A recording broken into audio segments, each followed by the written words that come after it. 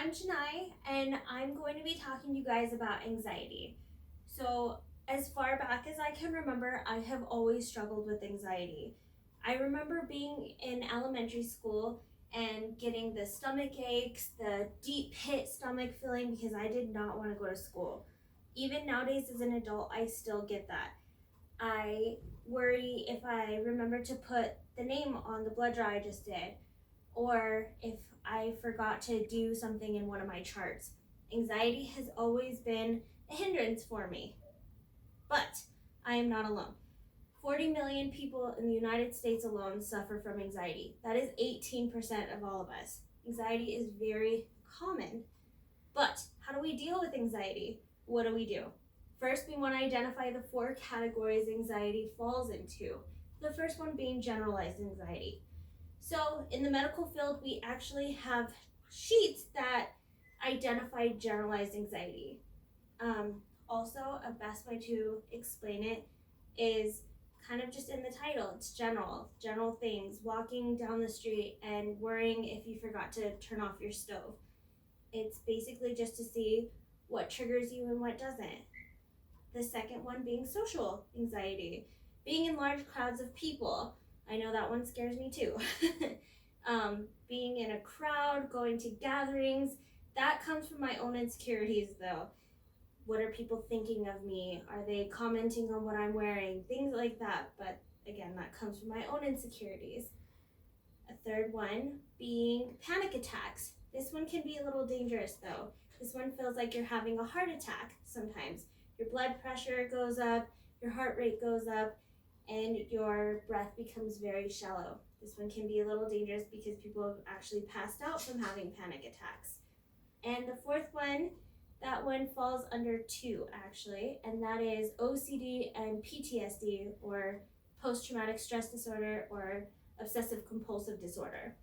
Those are actual disorders to where you had a traumatic experience and some things trigger that anxiety within you, or you have to continuously do a ritual, and if you don't follow that ritual, it can cause anxiety. Now, with that being said, how do we stop anxiety from happening? The first one is taking deep breaths. Now, as humans, we suck at taking deep breaths. What we like to do is breathe with our shoulders. And what that does is it actually makes your heart rate go up and your breath shallow. So you're not getting the oxygen to your brain to calm you down. What you want to do is put your hands on your stomach and breathe through your diaphragm. What that does is it actually makes your body stop, think about what it's doing, and lower your heart rate to a point where you can calm yourself down.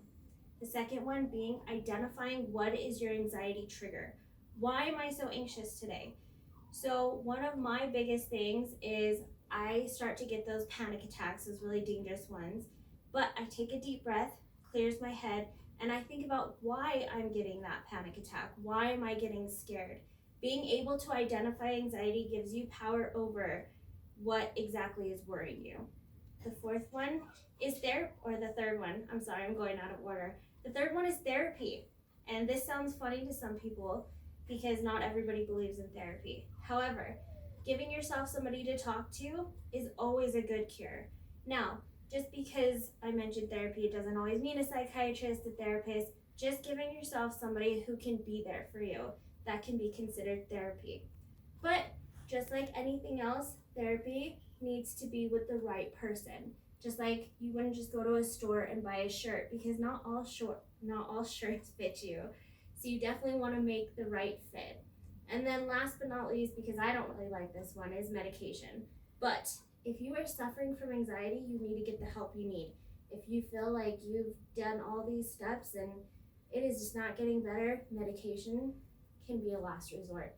But that also comes with taking the time to identify the right fit for you, because not all medication works for everybody. So for me, anxiety is overwhelming and I get very nervous, but taking back that control is what will put you in control and really help you to get over your anxiety. Thank you.